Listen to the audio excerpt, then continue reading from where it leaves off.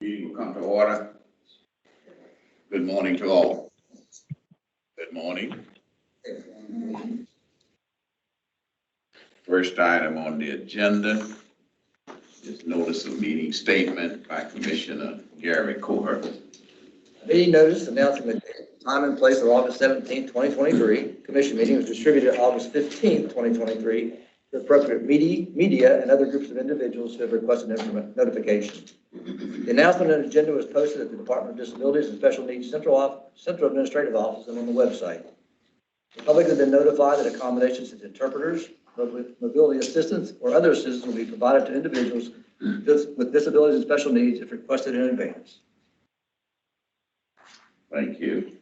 Again, welcome to all, and those that are on team, welcome to you as well. Okay, we now will adopt the adoption of the agenda. I need a motion to approve. Second. All in favor? Aye. Ayes have it, so ordered. Invocation by Commissioner Thomas. Are you there? I am here. Can you hear me? Well, we know. You're doing good, man. Go ahead. If you can hear me, I will proceed with the prayer. Can you hear me? Loud and clear. Yes. Yeah, go ahead. We're fine. Heavenly Father, we thank you for this time that we can be together in serving the public of South Carolina and its needed citizens that have issues, and these clients we pray for and their families. In Christ's name we pray. Amen. Amen. Tab 2, item 6, approval of the July 2023 Commission meeting minutes. Any corrections, additions? Yeah, actually, I do have one on the last page of the minutes. I wanted to say that it's actually there's two things that's on the last page. One is that I wanted to, one of them's been corrected and I appreciate it, but I wanted to say that when I was speaking of voting by individual member regarding our executive director appointment, I said in the minutes, Robert's Rules of Order, and obviously I meant to say Freedom of Information Act, and that's why it's that way. I apologize. It obviously is a Freedom of Information Act I was referring to in that regard. And I'm not sure why I said what I said, but obviously I know it's a Freedom of Information Act. Now, the only other thing to say is that I just want to make this clear. I think it is pretty clear, but not quite clear as I'd like to make it. Where it says that I did not feel that the commission did its due diligence by allowing others to apply. It should say by not allowing others to apply. So I need the word not in there. Okay, here's what we'll do there, Commissioner Malthus. Mr. Lingard, have you had a chance to review the minutes? Not what he's saying. Okay, so I didn't hear not, but that I can review them and we can approve next month if you like. let's do it that way. You go ahead on and approve review the minutes, and then at the next meeting, if it's okay with the commission. Actually, let me clarify that then, okay? Actually, I listened. It does not actually say the word not right there, but our policy says that the minutes are the final rule and not the video. And I wanted to say the word not there, and I did not. Now, I cannot force us to put the word not in there, but I would strongly prefer we did, so that if anybody read this, they would understand exactly where I was coming from. What we'll still do is, Mrs. Lingard, review that, and then at the next meeting, we'll just approve it. Okay. All right. Okay. Next item on the agenda. Let's go ahead on. I need a motion. Motion to approve. Well, we can't approve it if we're going to approve it next month. We have to approve it. We have to table it till next month. We'll table that portion.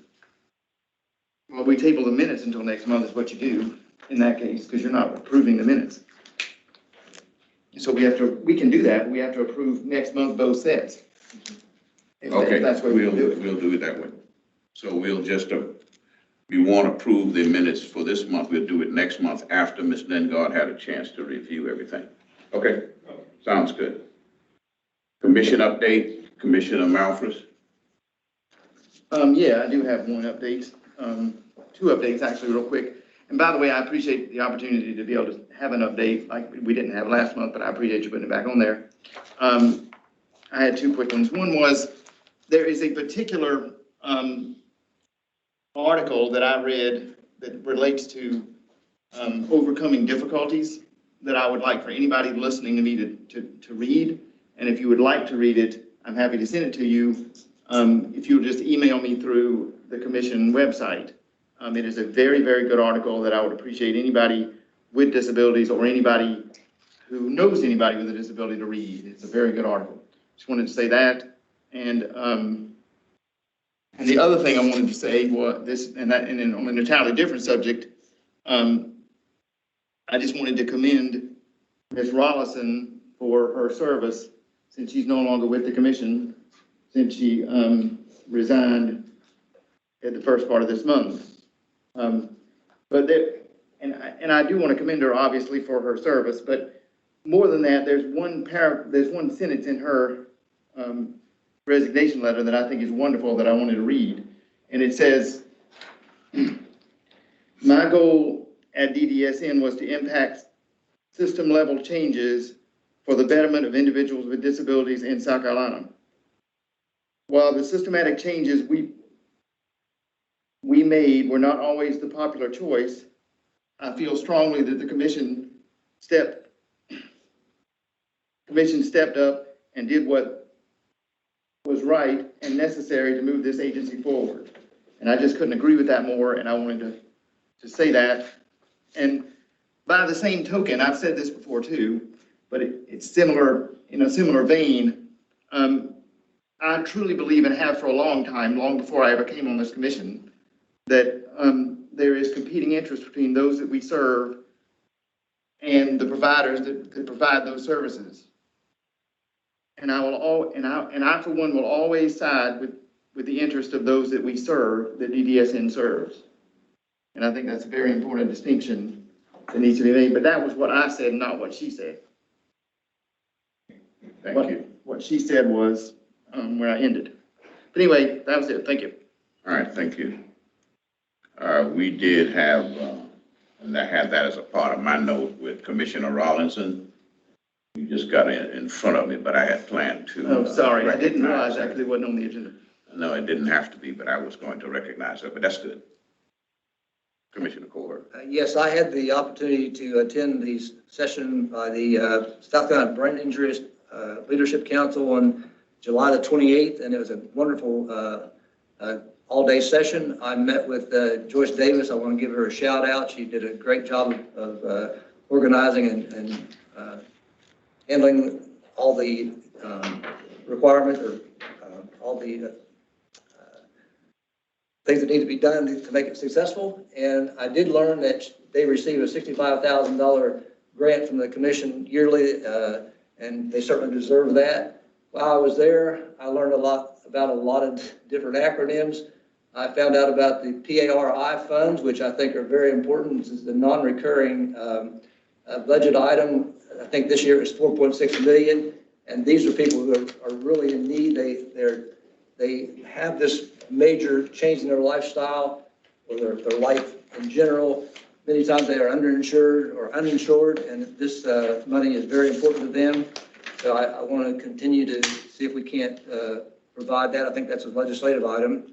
And then finally, I met with Karen Kreider, and everybody should know about the ABLE savings plan by now. It's a very good plan. Apparently, according to her, I think we only have 6% of people that are eligible taking part with it. So hopefully you'll learn more about that. If you're spending money on a disabled person in any way, you can actually put it through this plan, and it does save you money, and also it grows without tax. Thank you. Commissioner Thomas. I do not have an update. I've got a plan or an invitation to go to a senior event in Pickens, and I'm glad to do that. I'll be doing that, reporting back next time. I would say that if anyone needs to get in touch with me, I always give out my phone number a couple of times during the year, but it's area code 864. Then my rest of the number is 630-93 8889. That's my personal cell phone number. Thank you. Madam Vice Chair Woodhead. Yep, so this month I attended Clemson's wheelchair tennis tournament, and it was a great event. Last year they had 25 participants, and this year they had 50 participants, which is doubled, which is fantastic. They also had the Friday night before the weekend, they had a run roll tournament where you have like an able-bodied tennis player paired up with a seated tennis player, and there was 25 participants with that, which is a great opportunity for, you know, the able-bodied community to interact with the wheelchair tennis players and get involved. And it was a great event, and loved how it like pretty much doubled from last year. So it's great for South Carolina to have this. I also attended a Changing Lives Foundation meet and greet where I met with 12 of the recipients of a scholarship that Changing Lives Foundation offers for disabled future college students. So they, you know, there was 12 recipients, so got the opportunity to meet them and talk with the foundation. And it was a great event. It was a great event. That's my updates. Thank you. The updates is very good, and thanks to former Chairman Rawlingson. The update is always good, not just for in-house, but out-house as well. And we are appreciative that she saw fit during her term to add the updates to this. And I also have a letter from her that was received on July 25th, 2023, addressed to Governor McMaster. I won't go through it, but it's the letter of resignation, and it was effective August the 4th, 2023. And I just wanted to ditto on what Commissioner Malthus has said, and she contributed quite a bit to the direction that we are headed in, and we are always appreciative and grateful that she served as chair and did some wonderful things as well.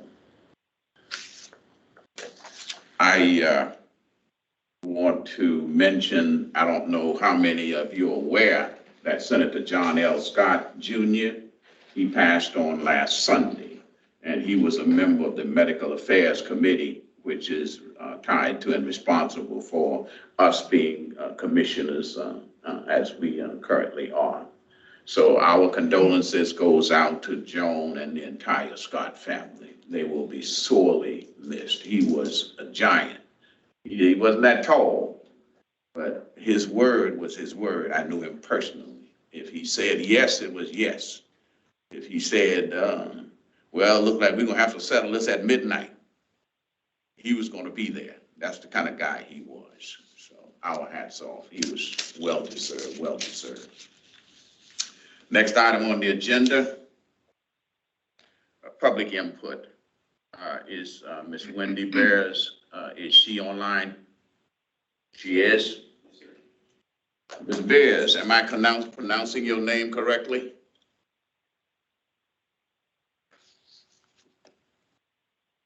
She has her mic muted currently. Mic is muted. Yes, you can, and you did pronounce my name correctly. Okay, how are you?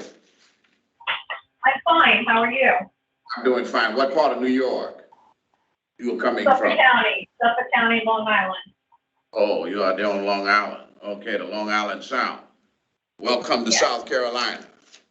Thank you. Okay, so we're going to give you 3 minutes. We will not make any decision. We will hear you, and then someone from the office, if they have not been in touch you, they will do so. So, Ms. Christie, you mind letting us know when the 3 minutes is up? And again, welcome, so go ahead. Okay, I did move to South Carolina. I've been here about a year, a little over a year. We moved here in May. My son is 40 years old. He's blind, completely blind, and he's high functioning autistic. I contacted the proper channels that I thought were the proper channels to get my son's benefits here.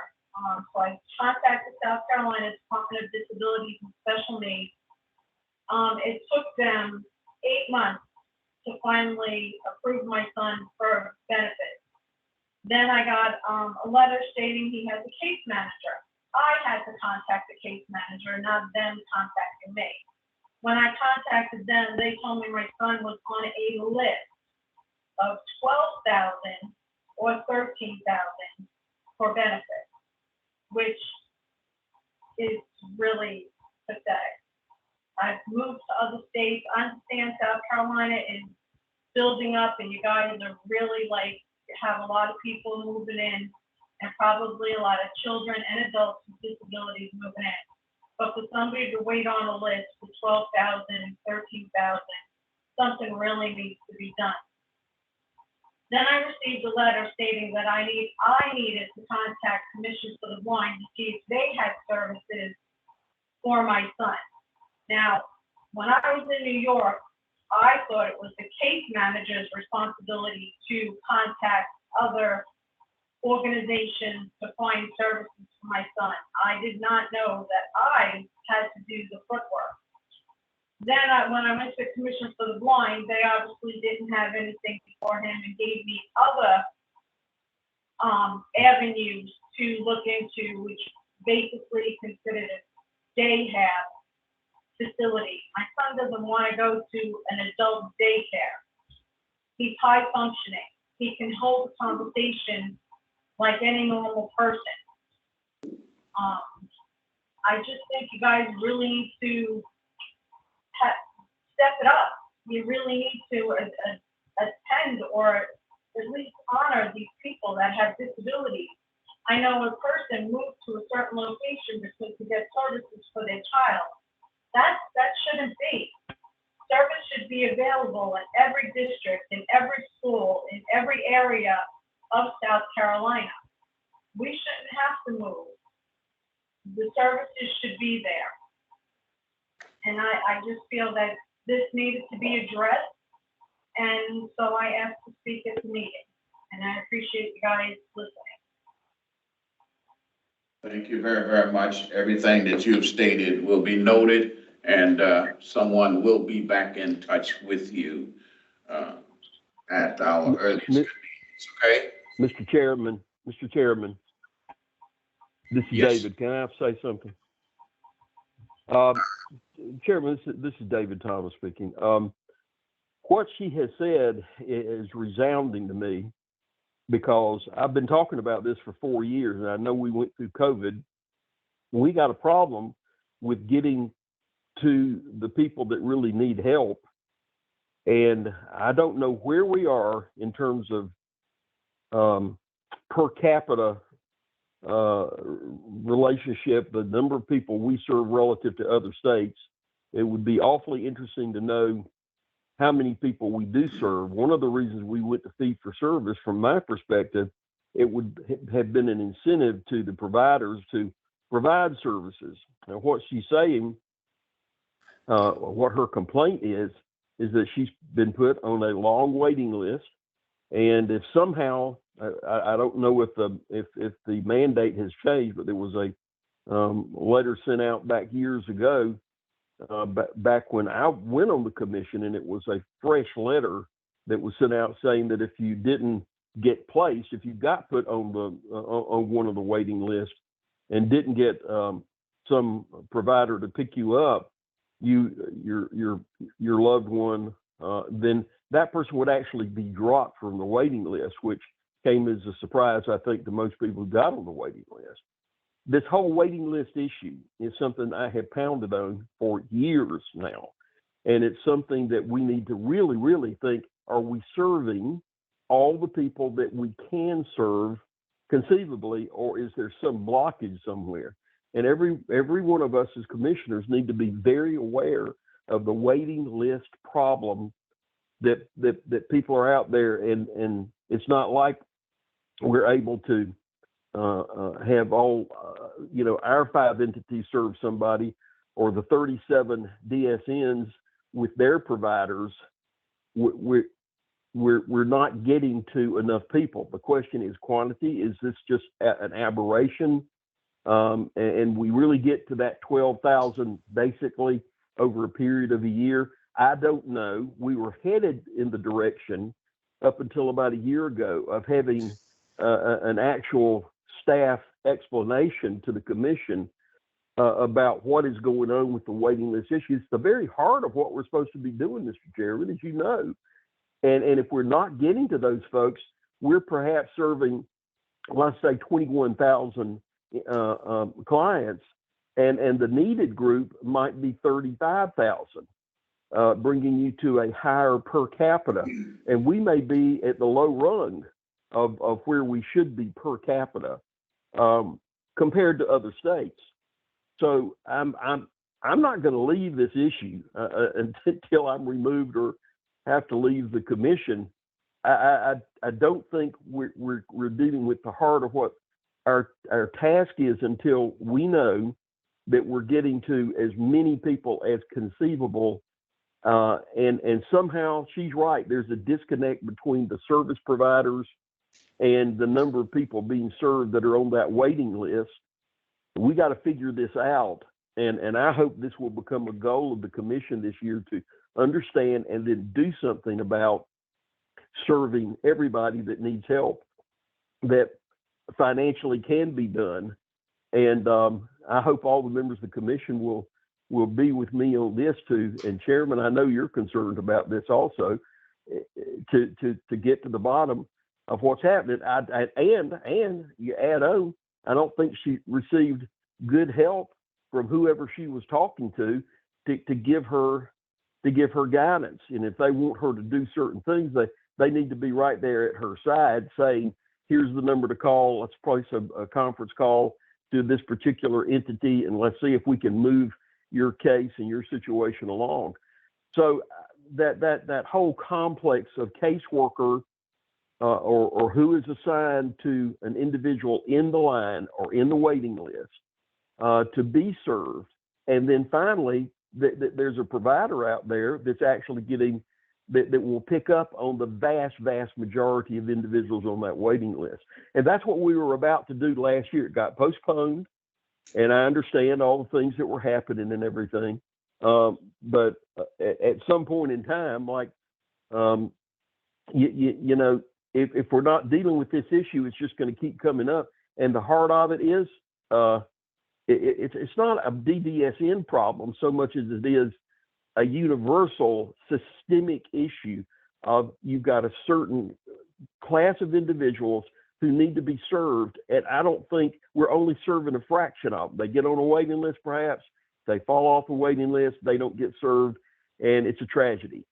So that's all I have to say. And this is probably the 10th time I brought this up in full commission over a period of 4 years. And I know we got enveloped into COVID-19 help, and that took up 2.5 years of our energy and time. But if we can get back on track on this issue, I sure would appreciate it, because as far as I'm concerned, that's the reason I'm on the commission, to get as much help to people that need help as is possible to do. Thank you, Mr. Chairman. Okay, what we'll do is State Director Constance Holloway will be in touch with you, or you in touch with her, and then let's look at this in more detail, okay? I'll be bringing it up again. Thank you. All right, but she will be in touch with you on that subject, and you and her can begin to collaborate along with others, and then let's see where we are, okay? Yes, sir. Thank you. What I will promise is we won't drop it, okay? That's yes, sir. Thank you. Okay. Thank you very, very much. All right. Next area is programs and services. First 5, South Carolina. First step, Rachel Haddon Moore, project coordinator. How are you? I'm wonderful. How are you? I don't know. I've been in second step, so I got to go back to first step. Well, me too after this. My name is Rachel Haddon Moore. I am the two-generation coordinator for the Early Childhood Advisory Council, of which the South Carolina Disabilities and Special Needs Department is a part, one of the member agencies. We are established in legislation, and South Carolina's early childhood portals are one of our legislative duties. And so I serve as the project manager for First Five South Carolina, which I wanted to start by noting it is a 2023 honoree in the category of government and association websites for the Webbies. And I don't know if y'all have heard of the Webbies, but it's like the Oscars of the internet. So we're really proud of that fact. It's something that's internationally recognized and something that South Carolina can be proud of because we are the first in the nation to have a comprehensive early childhood portal that provides a one-stop shop for families to learn about government resources available to them in the prenatal through 5 space. So before I get started in doing a demonstration and telling you more about the background and history of First Five, I wanted to give a special thanks to Joyce Kimry, Bill Simpson, and Jennifer Kester, who are DDSN staff who have been instrumental in the development of First Five, so that information about DDSN is included. So let me advance to the next slide. Thank you for your technical patience. So you may not have seen this before, and you may have trouble seeing it now, so my apologies, but this shows the complexity of the public early childhood system in our state. So you will see here federal funding that is then given to South Carolina public agencies and direct federal to local for Head Start and Early Head Start. And this represents 11 agencies across South Carolina. So we have, we are one of about 30 states, maybe, don't quote me on 30, but it's about 30 states who have a similar system to us, which is a mixed delivery system. And so what this means is that, as we heard earlier from a family, it is difficult to navigate our early childhood system, both as system navigators who are professionals and social workers like myself, and as well as families who have to learn that one program is delivered at one agency, but a similar program is offered at another, and which is the best fit for them. And so we have listened to families.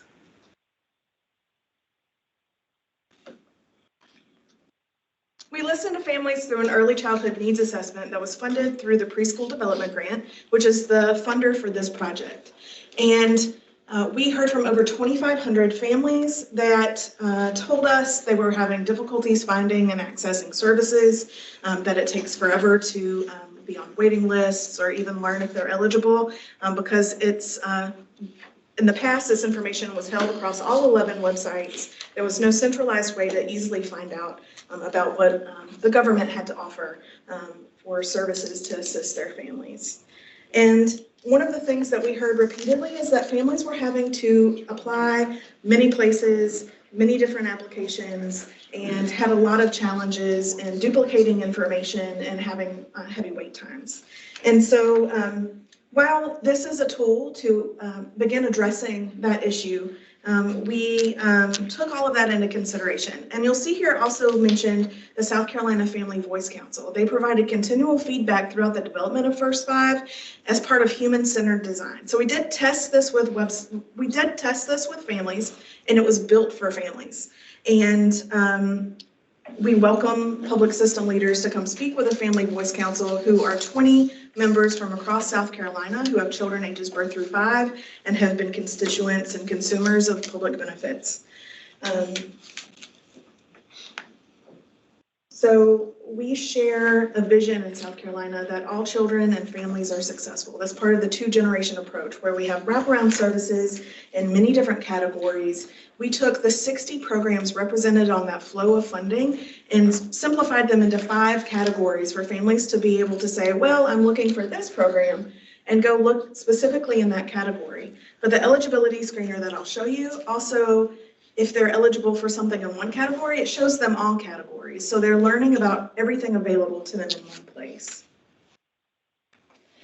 So throughout the development, which took about 18 months from beginning to finish, which is pretty rapid, we had lots of different meetings with public agencies about the benefits, about the eligibility criteria for each of those, so that we could align them and make them easier to understand for families.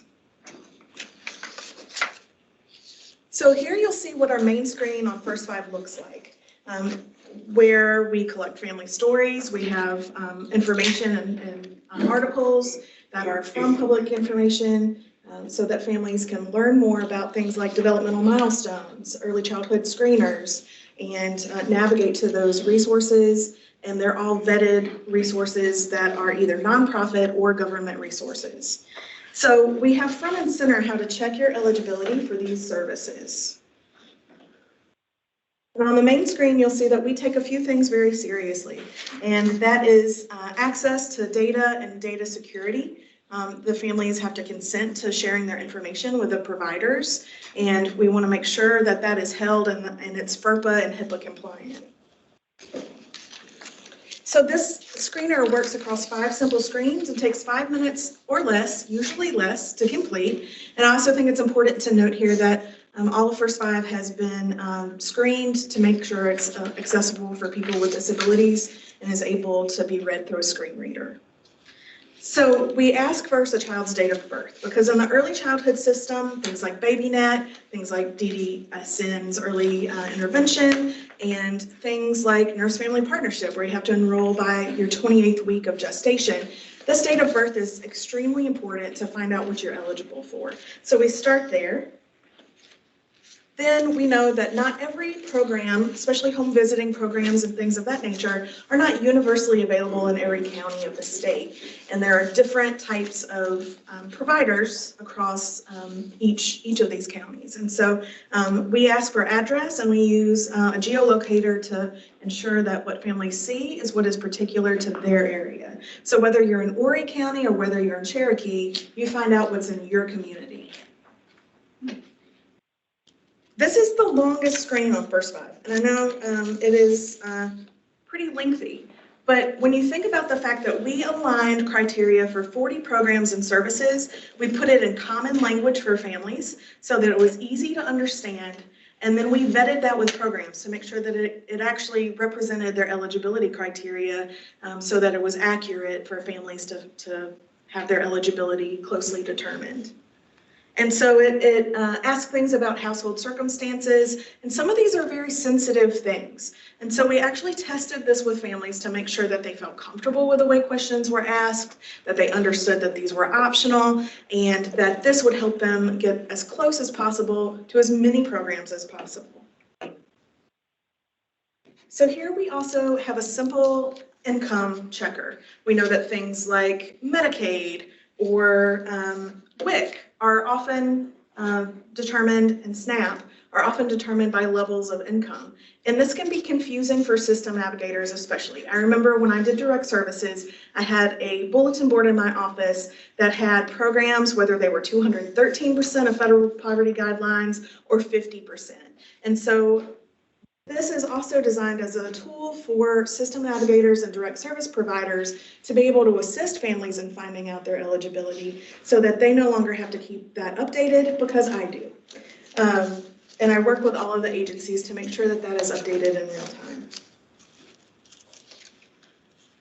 So once you complete all of that, you see all of the programs that you would be eligible for based on the information that you've input. There's a description of each program. You can click and navigate to that.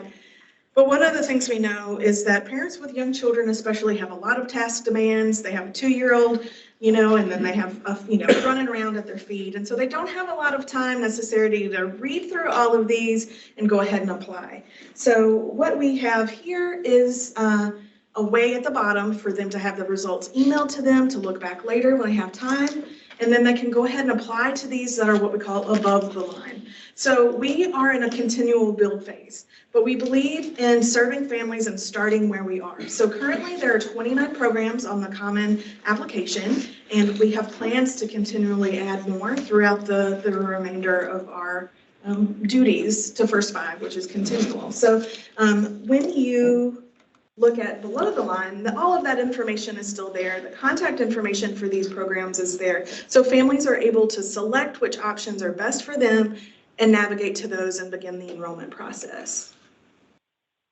So we also, like I talked about earlier, have a geolocator. We also have providers here. So families can say, well, who should I contact in my area about these? Their contact information is there and they can navigate to those based on where they live. So this is the common eligibility main screen, and you can pretend you're at Belk and check out as a guest if you've got 2 minutes and you want to start. And then if you create an account and save your information, you also have access to a secure document vault. So say you are actually going for your intake visit and you need to pull up a document to show your, your case manager. You can have access to that from First 5. And then also many applications require those documents, and so you can have them in one place to repeatedly access them. So that is a benefit to families for creating an account. That also allows you to save an application in progress and resume it and submit it later based on your availability. So this is the basic information screen.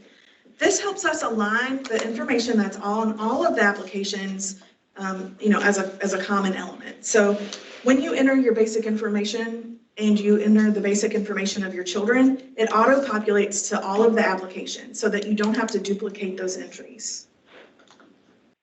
And once you enter that, you see all of the programs that appeared on above the line of the eligibility screener. And from there, you can choose, because we believe in family choice in our state. And so they can choose which programs are best for them that they're interested in, begin the application, submit them. They'll receive a confirmation email that also outlines what the next steps are and what they can expect to hear and when they can expect to hear from these different programs and services. Because families have repeatedly told us that has been a frustration, that they didn't know what to expect or what to do. Will they receive something by email or mail or a phone call? What do they need to do to make sure that they're proactive in receiving service? So while First 5 is relatively new, we know that it's working. We've had over 160,000 visitors from everywhere in the country, but primarily South Carolina. And we've had about 10% of those complete the eligibility screener. So I know when you hear 10%, you're not thinking, oh boy, that's everything, right? But I want to talk about site metrics. 10% conversion rates from an activity on a website is monumental. So having people take 5 minutes on a website to complete a questionnaire with their personal information and their child's information is really big. And that shows us that families are interested, they have a hunger and an appetite to learn what's available to them in a centralized manner. And of those, 78% are eligible for at least one program or service. This is my contact information. Know that I am a resource to you as South Carolina's 2-generation coordinator and as a staff member of the ECAC, of which you are a part. So if you have any questions about First 5 or if you need any additional information or materials, I'm happy to provide those to you. Feel free to reach out. Thank you for your time today. Thank you. And commissioners, any? Go ahead. The person that gave the public input has a child that's 4 years old and blind. Would this not have helped her to? Absolutely, and I encourage her to visit. She would have been aware of this? I mean, how would she not? So we are promoting First 5, and some of you might have seen it at bus stops or laundromats. So we are making sure that the public is aware of this. Will case managers know to? From what I understand, yes, and they've been using materials and training, and we've actually spoken with a couple of them about how they're using it to make sure they have the materials. So get with Ms. Lingard and get transfer Ms. Beer's information to her so that you can reach out to her as well. I'd be happy to do so. Thank you very, very much. I have a quick question. Go ahead. You had mentioned that anyone can sign up so we can see how it works. So if you want to test First 5, Yeah. I encourage you to do so. It's open. We've made it with as few barriers as possible to using it. That's why there's a guest checkout for the application, so to speak. But we ask that if you test it, that you use test as your name, because we have what we call on the back end leads accounts. That's why they have to consent to share their information. Test in your name. You make your name test. Yeah, so use your name as test, because otherwise you may be contacted by programs and services about enrolling. And so that's another way that families get additional support when using First 5 and their contact information is entered so that families or. So when you test it, you can just put in different variables to find out what's gonna be Right. returned back to you, which programs would you be Because I test it eligible. often too to make sure it's all accurate and working and that it's not being buggy. All right, well, thank you all. Thank And that's one other thing, the, DDSN, as I understand it, BabyNet was taken from us, I think, in 2014. And so I'm trying to figure out, 15, right around there. And so I'm trying to figure out, but y'all are not a provider for BabyNet, are you? No, we're not a provider. We are a resource hub. And so really families can come to us and find out where. So are you a part of BabyNet directly? Not directly, no, but we have as the ECAC, we have partnerships with all of these agencies. You're nationally, ECAC is a national. The ECAC is a South Carolina entity that's created in legislation. So it is a South Carolina legislated body. But it's not a nationwide body, There is an early childhood council in every state as part of the federal Head Start Act. Okay, all right, now I got you. I understand where we're coming from now. I think Is this kind of similar to like SC Thrive, is South Carolina Thrive? This is specifically for prenatal through 5. It's like similar to that, but it's for. And this is only for government resources. So, Okay. So if an agency funds local implementation agencies, they can choose for those local implementation agencies to appear. So that's the governance structure for the information. Yeah, I understand where we're coming from now. Go ahead. Any other questions? Commissioner Thomas, you have any? No questions. That was great, thank you. Thank you, y'all have a great day. One quick question. Uh-huh. CAP agency, you tie into the CAP agencies? Community Yes, Action Agency. we are working to include them, and they are listed on the providers listing, and all of their eligibility information is included. That's for their Head Starts, so I can name them operate Head Starts. Great, thank you. Thank you very, very much. Next item on the agenda, commission committee business. And at this time, I will announce the committee chair, which was announced effective July 26th. The Finance and Audit Committee, Michelle Woodhead is chair. Commissioner Gary Coolher and Ed Miller on that committee. Legislative Committee, David Thomas is the chair. Commissioner Coolher and Commissioner Miller is on that committee. Policy Committee, Gary Coolher is the chair. Barry Malfris and David Thomas is on that committee. Next item on the agenda, Finance Committee and Vice Chair. We'll ask you now as the chair of the Finance Committee. It was a very productive month, and Quincy Swagger had met with each one of the commissioners to talk about the spending plan. So with all ado, I'm going to introduce him to go over the fiscal year 2024 spending plan. Good morning. That's tab 4, right? Tab 4.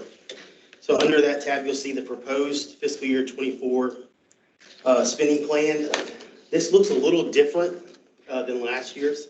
As you can tell from the total available for spending plan figure, DDSN's controllable spending has changed significantly since the fee-for-service conversion in April of 2022. No longer does DDSN have that almost $1 billion appropriation from the General Assembly, as we transferred a lot of state general funds to HHS over the last couple of years. The agency is also going to look to reduce our earmarked appropriation levels in the fiscal year 25 budget requests, which will further reduce the agency's spending authority. This reduction is going to bring our budget authorization levels closer to projected revenue and cash balances. That being said, for fiscal year 2024, the agency is projecting to receive approximately $327 million in recurring revenue from several funding sources, with the largest still being Medicaid revenue collections and general fund appropriations. Expenditures are projected to be in line with those recurring revenue collections, meaning the agency is projected to spend very little non-recurring cash in fiscal year 2024. So you can see the different categories that I've listed there. Are there any particular questions on the proposed spending plan for DDSN for fiscal year 2024? I think you went through that with all of us. If anybody else have any additional questions, but you did an excellent job. I don't have any questions. So with that said, I'd like to make a motion to adopt the proposed fiscal year 2024 spending plan as presented. Second. All in favor? Aye. Ayes have it, so ordered. The lack of strength training is the lack. What was that?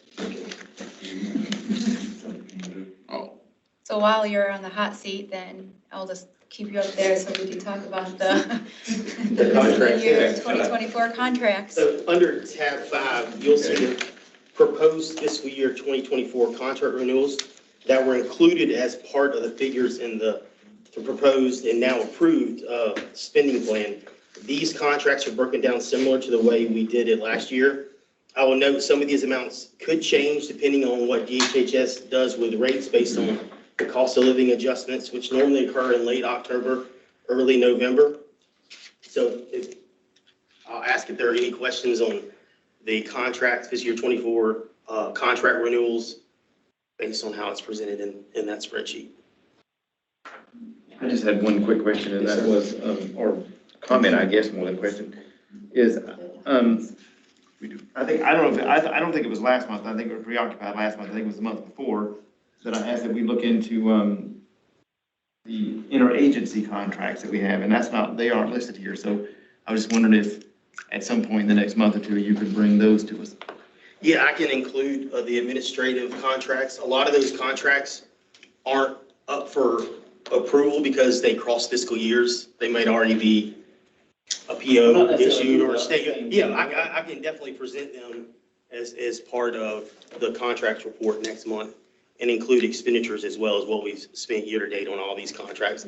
Yeah, I'll do that next month for you. That'd be great, thank you. do we need a motion here? Yeah, I think we need another motion. I make a motion to approve the 2024 contracts as presented. There's a second? All in favor? Ayes have it. Policy Committee? Those of you who have had access to the agenda saw that my name was listed as the chairman of the committee. I actually thought that Chairman Miller liked me. But I am honored that he thinks I have the capabilities of overseeing the DSN policy. I do. And with his knowledge that I have a latent supernatural ability to do this, we will look at tab number 6. And we're going to discuss one directive today. It is directive number 413-12-DD. And this is titled Employee Personal Property Damage Reimbursement. It's an internal policy. It applies only to DDSN personnel who's providing services. When they have an item damaged or destroyed, they can apply for reimbursement. And this directive did not have any public comment. So I am, as chairman, approving this directive and presenting it directly to you for approval. Questions? Any? None? Need a motion? I have the motion. Okay, I need a second. Second. All in favor? Right. Ayes have it, so ordered. The second item we have is what the committee updates, and the next policy committee meeting will be September the 12th. And I think it will be at 1 o'clock. If the time changes, we'll let you know, but I think that's acceptable with the members. And this has to do with policy number 800-07-CP. This is really a directive that has to be reviewed really upon the appointment of a new chairman and reviewed yearly anyway. So we will be reviewing that, and it will be the only item on the agenda. That completes my. Thank you very, very much. We now old business quarterly incident management report. none other than Ms. Ann Dalton. Did I pronounce your name correctly? You certainly did. Thank you. Thank you. So I wanted to share with you the fiscal year 23 incident management reporting that the data runs through June 30th. For fiscal year 23, there was a 25% increase in the A&E reports that were submitted over what we had in fiscal year 22. Approximately 30% of those reports came in the fourth quarter. In my years of experience, I have come to learn that there's something to the old adages about full moons and hot weather somehow having an effect on people's behavior. We had a total of 712 individual A&E reports last year among 499. We had 712 individual allegations among 499 reports. So of course, one report can include multiple allegations. There were 11 arrests last fiscal year with 155 verified standard of care findings. So the standard of care could be anything from supervision, it could be disrespectful interactions. Those are non-criminal findings. For critical incidents, we're staying pretty consistent. We had 1,116 critical incidents last year, and this represents a slight decrease from fiscal year 22. There were 95 deaths reported in the past year, and this number is also consistent. For the regional centers, we actually had a drop in the number of allegations that were reported. We have about a third less allegations reported for fiscal year 23 versus the prior year, with 171 allegations among 138 individual reports. There were 6 arrests for staff in the regional centers and 42 verified standard of care findings. There were 171 critical incident reports in the regional centers, which is fairly consistent with the year before, and 21 deaths reported. Do you have any questions about the data? Give me an idea of what a critical incident means. Well, I have outlined in the charts the more frequently reported critical incident types, which are choking incidents among our residents. Elopement, which is someone who is gone beyond their approved supervision level. Usually they have left without any knowledge of the staff. We have a lot of law enforcement calls as we continue to have folks who are admitted to residential services that may have more challenging behaviors, and our providers have staffing challenges. They are unfortunately relying more on law enforcement to intervene. Suicidal threats would be considered a critical incident, or the application of a restraint that was not part of an approved behavior support plan. A critical incident doesn't necessarily mean there's been negligence or anything going on, just a report. No. It is just an event, a significant event that has occurred in that person's life.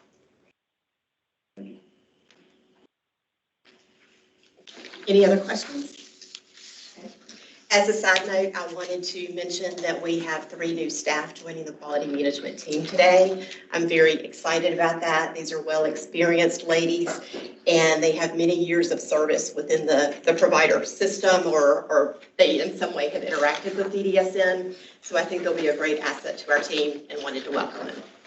Thank you. Give them our, I won't say condolences, but we are happy to have them join South Carolina Department of Disability and Special Needs.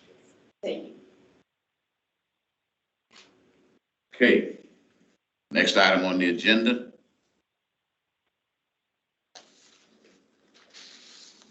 Update on ed metrics. Holly Davis, there she is. Good morning, commissioners. I just have some brief updates about our work with Edmetric and Sage Squirrel. So with Edmetric, again, as a reminder to those listening and in the room, we're working with them to develop a pilot for a level of need assessment. And so DDSN and DHHS staff met in person with Edmetric on July 25th to continue finalizing the pilot project plan. And as part of this, we provided them some data on those that are served residentially in order to make some final recommendations about the pilot sample, what variables we need to consider, and what that final sample size will look like for the pilot. We are still working on some logistics, but do hope to have it up and running as soon as possible. And I just want to also mention that provider participation is critical to this pilot. Since our focus is on those that are being supported and served residentially, we'll really need to rely on them to ensure that those individuals who are selected can participate in the pilot project. And we've already started talking with the providers about that, and we'll continue to have those discussions. Any questions on Edmetric? Okay. So for Sage Laurel Consulting, our drafted strategic plan, which is based on data collection efforts within DDSN, and then among those we support their families and guardians, providers, other state agencies, and partner organizations, is currently out for public comment. I'd like to remind all of those in the room and listening to the meeting to please provide feedback on the drafted plan by August 23rd. You can find it on DDSN's website under the About Us tab at the top. There's links directly to the plan drafts. And then the plans themselves, the PDFs, have links to the feedback form. In addition, Sage SCORE will be visiting South Carolina in October to provide governance training for our commission and executive staff in preparation for the finalization and implementation of the strategic plan. And I just wanted to thank them for their hard work and dedication to this project here in South Carolina. Any questions on Sage SCORE? Okay, that's all for me. Thank you so much. Thank you. Next item on the agenda, new business, financial update, Mr. Quincy. Back again. One other thing before we get to Quincy. As far as the Sage Squirrel goes, we're still planning on October, those dates for. Yes. Yes, they have confirmed those dates with us. Go ahead, sir. Thank you very much. So under tab 8, you'll see the year-to-date performance of the newly adopted fiscal year 24 spending plan in the amount of $327 million. Through July, the agency has spent approximately $16 million in agency cash, which puts the agency under budgeted expenditures by approximately 3.41%. July is normally our kind of lowest month in expenditures, as 2 weeks of July is dedicated to posting in the old year. So being under budget by 3.41% is basically what we anticipate. It'll definitely catch up, and we'll close that gap in the coming months. And I'll take any questions you might have about the financial update. I think most of us, you briefed us thoroughly, and we're appreciative of that. So keep up the good work. I need a motion. I put a motion in to approve the spending plan for the financial update. A second? I need a second. Second. All in favor, let me know by saying aye. Ayes have it. Director's update.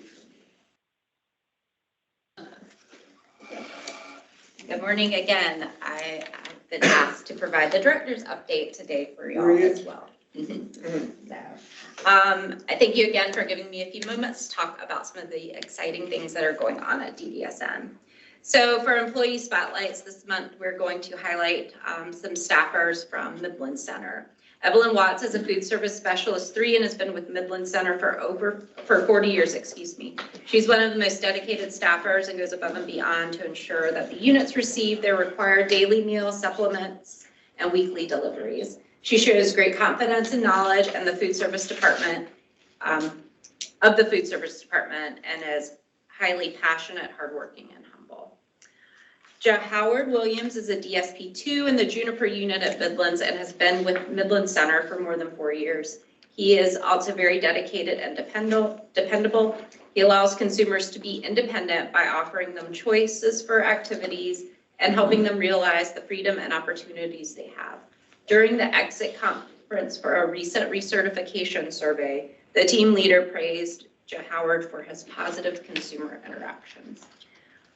We at DDSN, of course, appreciate both of these staffers for their dedication to those supported at Midland Center. I also have some additional agency updates. So our employment service team has hired 3 new post-secondary transition coordinators to serve the state of South Carolina.